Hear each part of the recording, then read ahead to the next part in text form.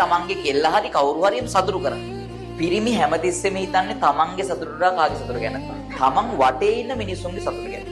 අම්මා තාත්තගේ සතුට, තමන්ගේ දරුවෝ ඉන්නවා නම් අනාගතේ එහෙම සතුට, බිරිඳගේ එහෙම සතුට හිතනවා තමන්ගේ සතුට දෙවෙනි තැනට දාලා. අවුරුද්දට ඇඳුම් ගන්න ගියාට පස්සේ පුතේ තාත්තට සරමක් අරන් දෙන්නේ අම්මා.